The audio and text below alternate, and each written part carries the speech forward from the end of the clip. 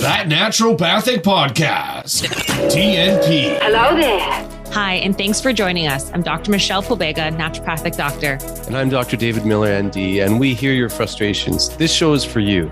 This show is for you if you're feeling like your current healthcare strategy is not getting to the root cause or the underlying reasons for your health. This show is for you if you've been told that you're fine, but you definitely don't feel very well. This show is for you if you're walking out of your doctor's office with 1, 2, 3, 4, or even 5 medications without any mention of diet, lifestyle, or a long-term game plan.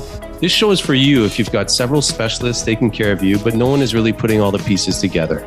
This show is for you if you believe that health should be part of healthcare. These problems have solutions. We know it. Our patients know it. And we want you to know it. Naturopathic medicine is the solution that you should know about. Hey, welcome to another episode of That Naturopathic Podcast. Dr. David Miller, ND here. Dr. Michelle Pobega, ND over there. Hey, over there. Over here. Yeah. Hi, guys. We have a very fun topic today. We're going to talk about feces. Everyone's favorite topic. But what we're going to talk about, because you always hate when I have lingering prelude to stuff.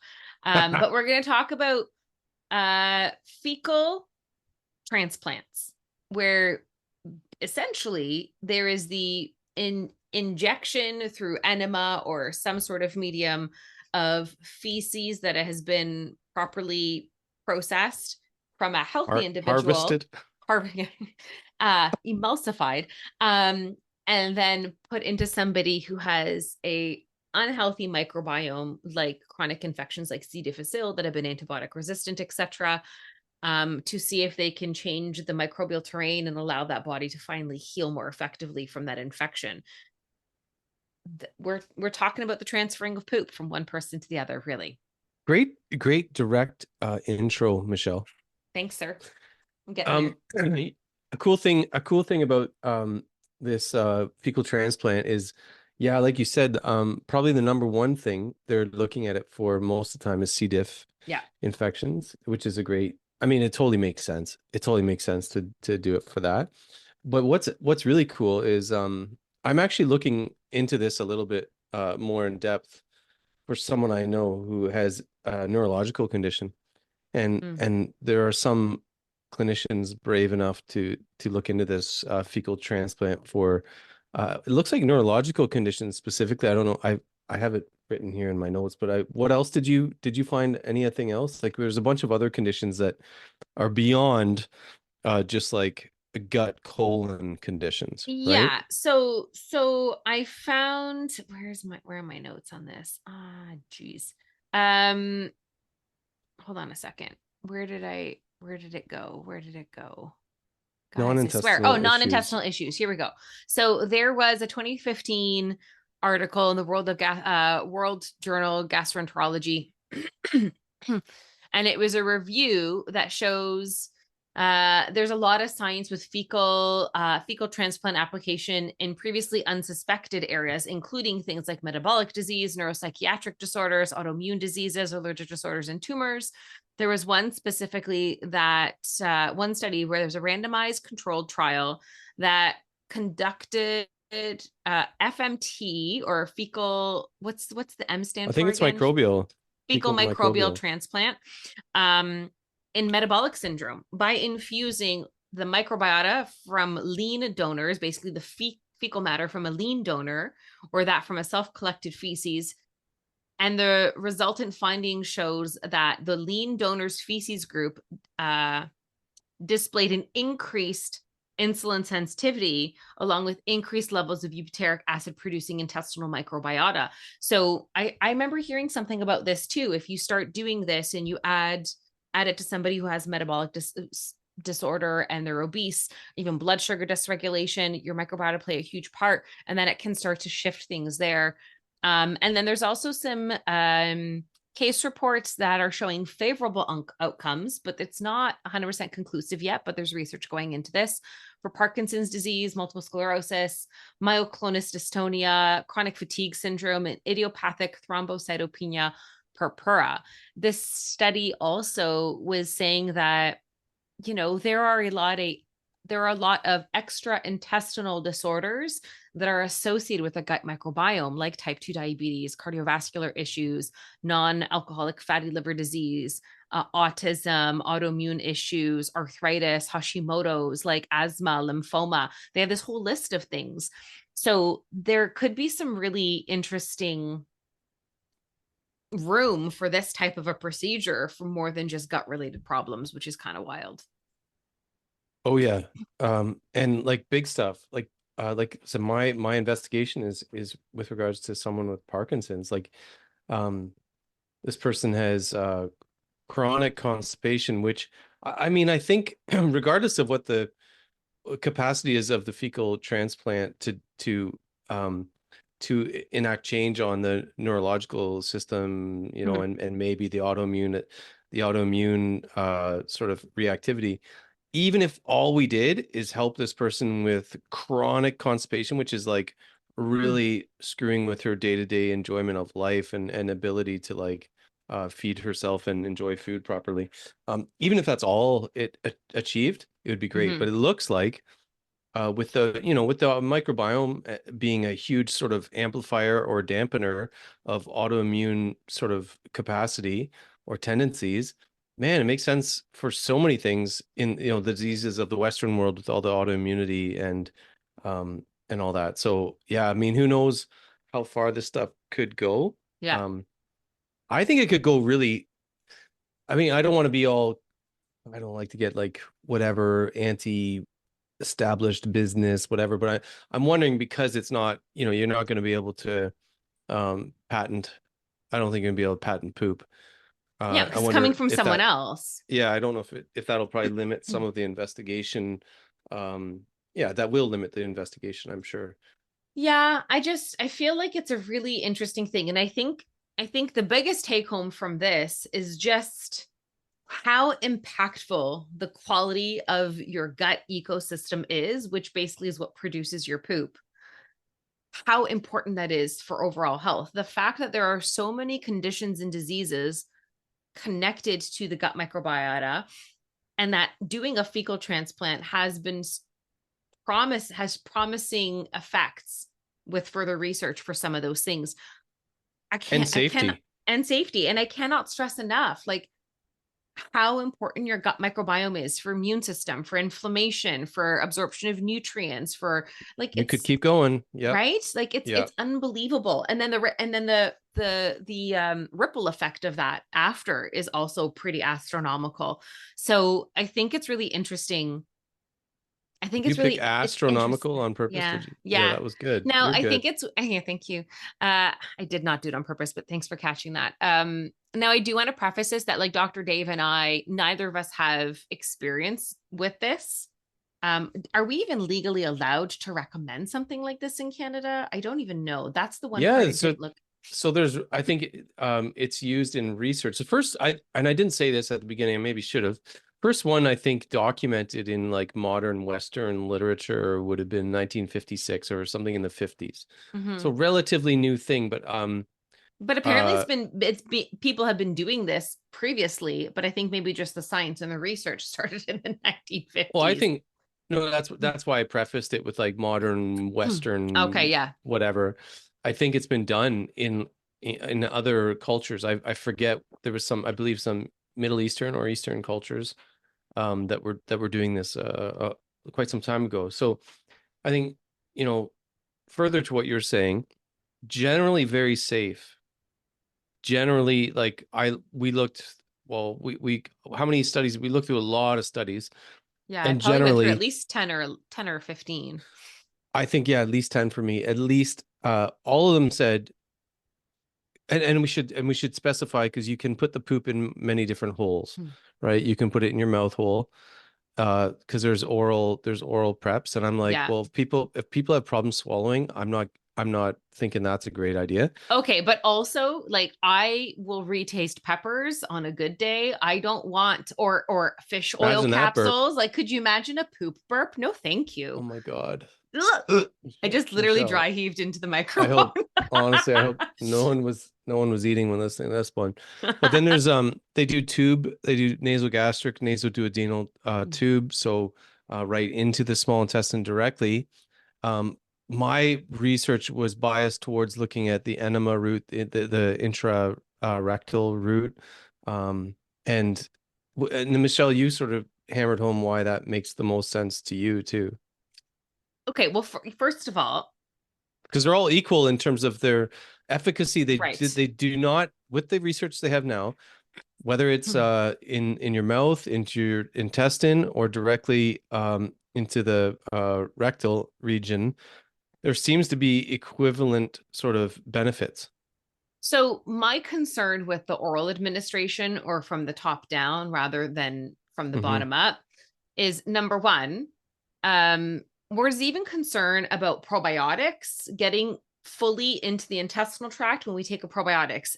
Are we getting the full potency of that once it gets to that very far end of the whole tubing that is your GI system? We've already had certain kinds of concerns and questions about that. Your stomach acid also kills things. We're not supposed to have poop in our stomach and in our small intestine. So I feel like that doesn't feel practical to me. Feces are produced within the colon because of the microbiome feeding on the remaining fibers after your body's absorbed the nutrient from your food fibers from the small intestine. The remaining fibers and protein and whatever is now fodder for feeding the microbiome. Why would we put that into a different part of the body when you have like a direct route from the back end to just direct deposit? We don't have to have an exchange of anything else. Yeah. Direct deposit. Also, with you're right. It's the converse of the probiotic. It's the converse of the probiotic thing. Yeah, and I would also just not want to burp a poop. Like, that's weird. And it's like, dogs and animals, like they have their nose in poop and feces. Like, we're always told to wash our hands after toilets because you don't want any fecal particles in your mouth. Like, there's a reason for that, guys. Like, why would we want? I feel like there's a reason. The other thing that came up in my the other thing that's come up for me is the list of criteria for the donors. And you and I have both seen what that looks like. But even before we started talking about this and before we started researching this, a client of mine who had chronic C. diff and the medical professionals were not able to help her. We're finally getting some regularity with her bowels without being like coming out of her like lava 20-25 times a day. She even brought up possibly doing fecal transplants for C. diff. And I said, I'd have to look into it. But then the question was always, how do you find a healthy donor? And maybe I have a bias because the population that I see tend to have very disrupted gut systems. Most people in modern day society are ignoring their pathologies and poor quality of health. And a lot of people have would check off some of these exclusion criteria when it comes to chronic diseases. So like, how do we find a proper sample size of people with healthy poops? Like I was like, that's probably the bigger challenge beyond everything else. Honestly. Yeah. They have exclusion criteria. You looked at it. I did, right? But I'm just kind of like, how, like that, just like you narrow it rules out a bunch of people. It rules out a lot. And not a lot of people have healthy gut microbiomes. Especially not North America with the diets and the lifestyles we have. Like, let's be real. Like, I was like, how do we find these needles in a haystack in North America? Right. Well, I think here's the ones that we found from exclusion criteria from one of the studies. It was no active medical problems or a history of IBD, IBS, colonic polyps, bowel cancer, any other GI disorder. Like, well, that's a lot. Obesity, high blood pressure, diabetes, heart disease, stroke, major depression. Interesting because there are psychiatric benefits to improving your microbiome. Infection with Hep B or C, HIV, or syphilis. I mean, I hope if you have syphilis, you're not trying to donate your poop. But anyway, autoimmune disease, that's a big one. So I think between autoimmune disease, high blood pressure, obesity, and any metabolic GI syndrome. Yeah, exactly. You're going to have, limited people to choose from if you were to do it. But another sort of take home, I would say from this, though, is that the impact if this stuff works, it's very deep. If you get a good transfer, it will fundamentally change your microbiome. So Yeah. if you are very sick, if one is very, very sick, if there are very limited sort of treatment options, viable treatment options, and if we do this in the safest way possible, I would do this to myself, and I would do this to my son if he Yeah. was very, so like I'm not saying we just go out and do it. I'm saying if the risk benefit is there, because it looks like the risk is very little. Yeah. And if you're, so Yeah. that's one of my take homes on this is like Yeah. I would never rule out doing this on myself. Well, No, I don't think so either. It's I'd just need a good friend. finding a proper sample. And I think I was reading some yeah. I thought I was reading some studies were saying sometimes families are preferred, but then or family members or people with close proximity with healthy microbiomes and obviously fall within the range of like not being part of that exclusion criteria. Apparently they don't want anyone with a BMI over a certain certain amount. You don't want it less than 18. You don't want it over 65 years of age. You don't want to be severely or moderately under nutrition, no history of antibiotic use, no diarrhea in the last 3 to 6 months is what I'm seeing. No history of Clostridium difficile colitis as well. No history of travel to a tropical region in the last 3 months in case you're carrying a parasite, I guess. No history of malignancy or neurological development. And then they have to go through some crazy screening processes. Like you have to get blood testing and stool testing to make sure you don't have any pathogens, to make sure you don't have like rotavirus or parasites or anything. They're going to look at they're going to look at bacteria, viruses, and parasites through blood work, as well as doing like liver function testing, inflammatory markers, complete blood count. Like it's a pretty thorough process. And when I was looking at one article, it was comparing from like a donor bank versus someone that you know. And I think there's certain benefits to both. There's some familiarity. Maybe there's some shared microbiota between families, but from a donor bank, they can then use the samples of more than one person to create much more of a hardier, robust profile. I think I remember reading that. So I thought that was interesting too. And then you can maybe like fill in the blanks with some of the microbiome. Yeah, I think the specifics will get better.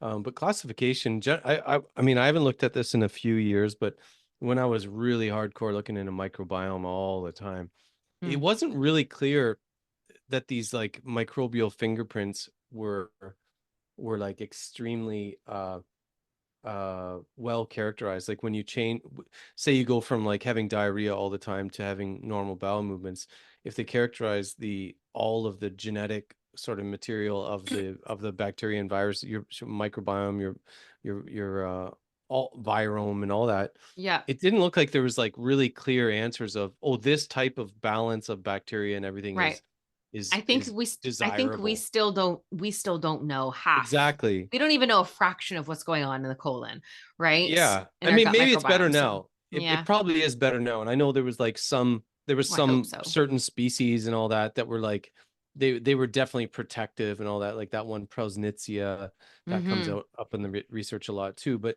Akkermansia keeps coming up a lot now. Yeah, exactly. There's a few like mucinophilia, that one. Yeah.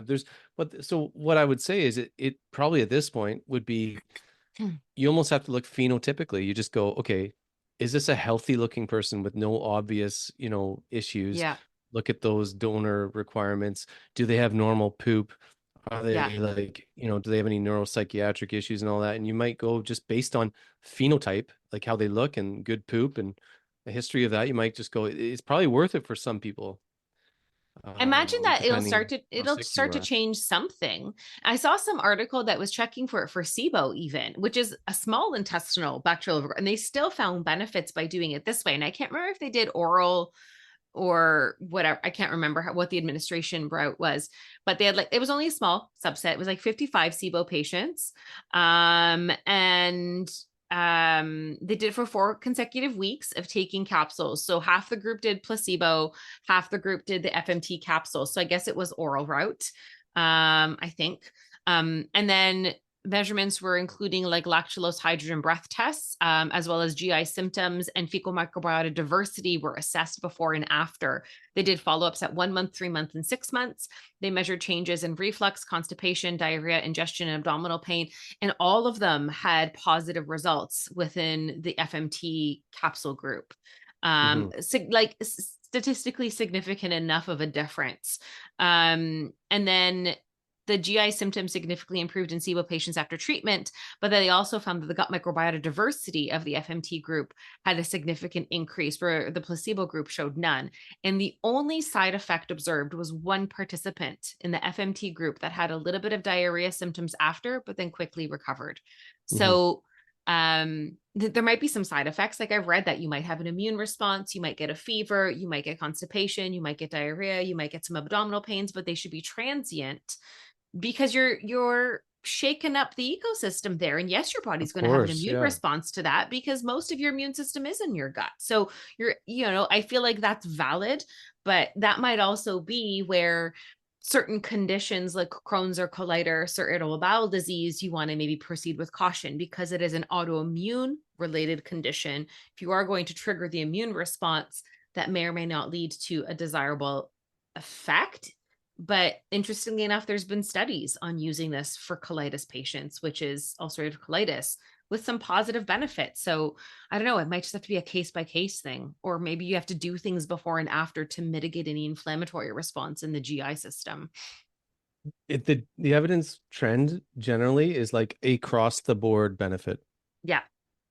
That would be the general trend. I know there's specifics. If you're real sort of like anal and want specifics, go look at the studies. But like when you review a whole bunch, you'll see, man, like it really looks to be across the board effective at improve. Depends on what, what are your improvement measures that you're looking for, but with a risk of very, very little, close to nil, it looks like. You did find one where somebody had colitis, ulcerative colitis in remission for 20 years, who then developed a flare of ulcerative colitis after the fecal microbial transplant because they were trying to treat recurring C. difficile infections, indicating that the need for caution is what this article says in treating Clostridium difficile infection with with FMT in patients with inflammatory bowel disease.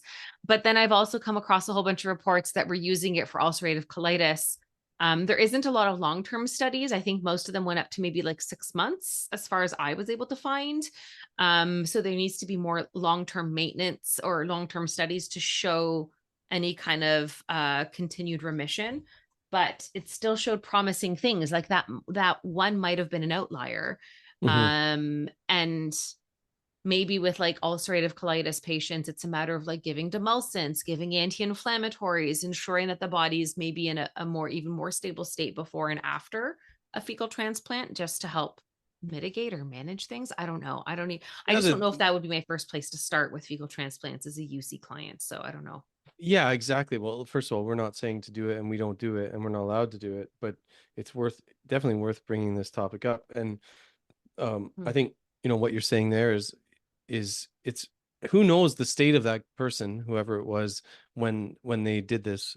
It's like sauna and cold immersion baths. Like the less your vitality is, like the more sick you are, the less you do them at that point. You have.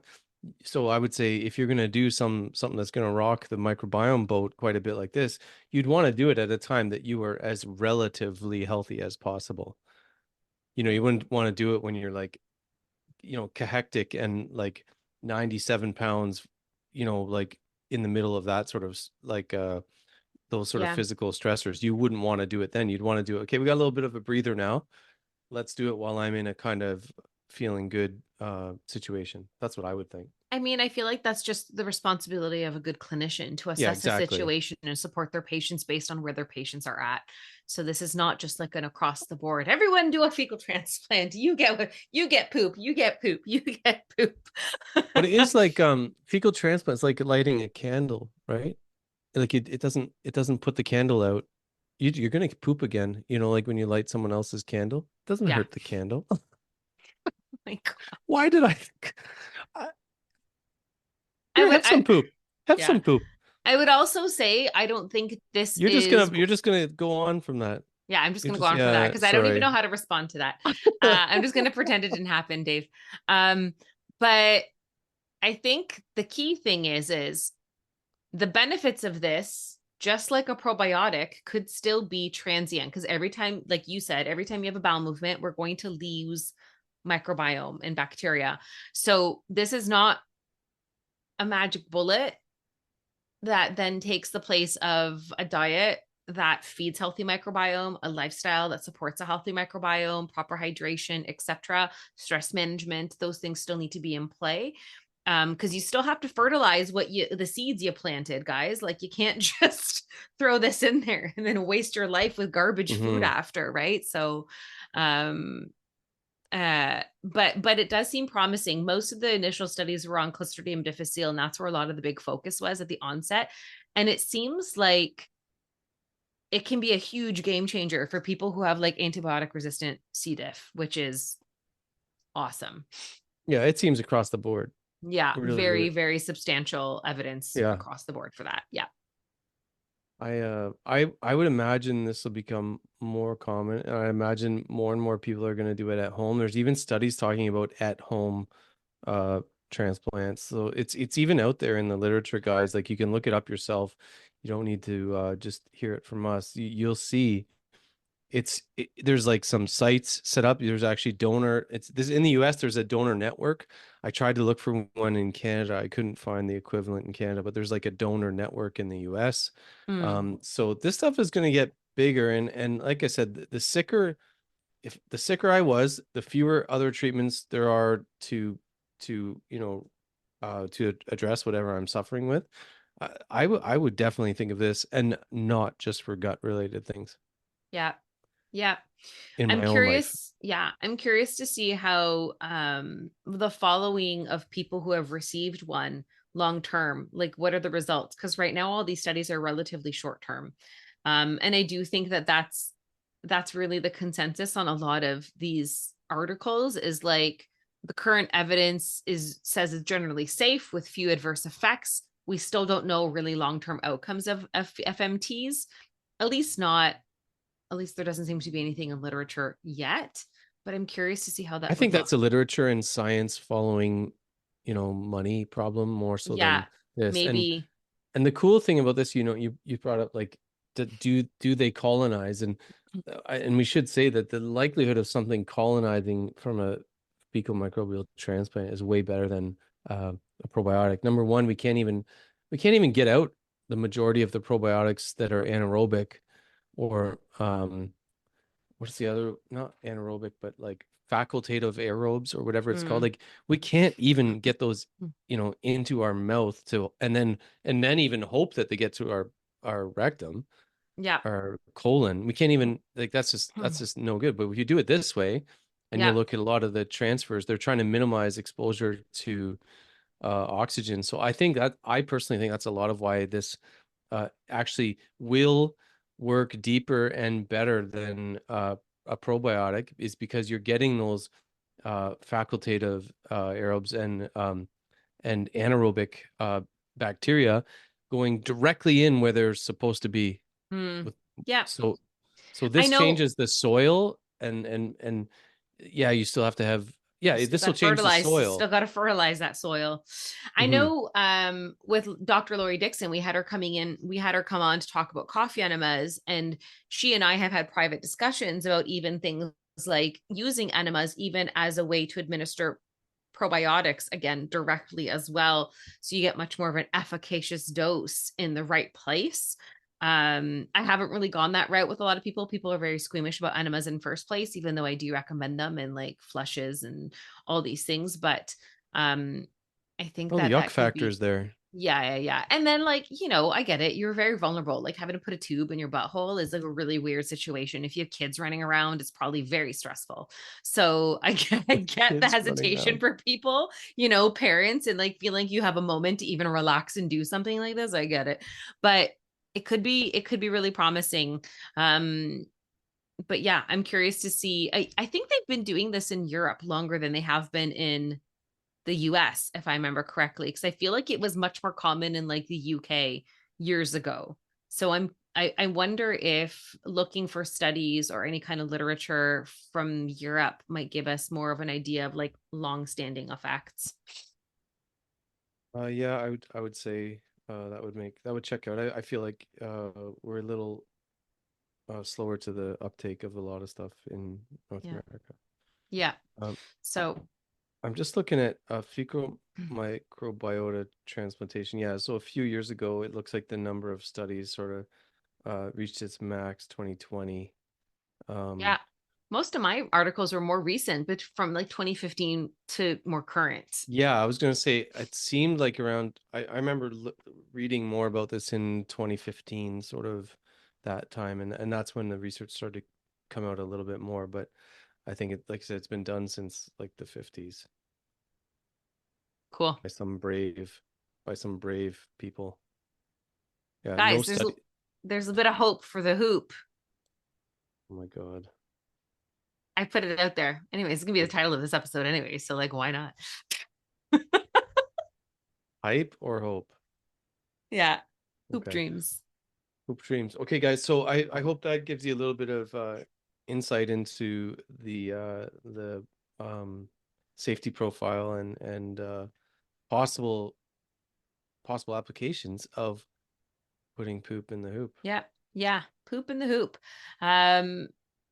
Yeah. Again, Dr. Dave and I, we have not implemented this with any patients. We are not experts on this. It was just a conversation based on the literature we found. And this is not medical advice to go ahead and just implement this yourself. Please work with a practitioner. Just want to put that out there.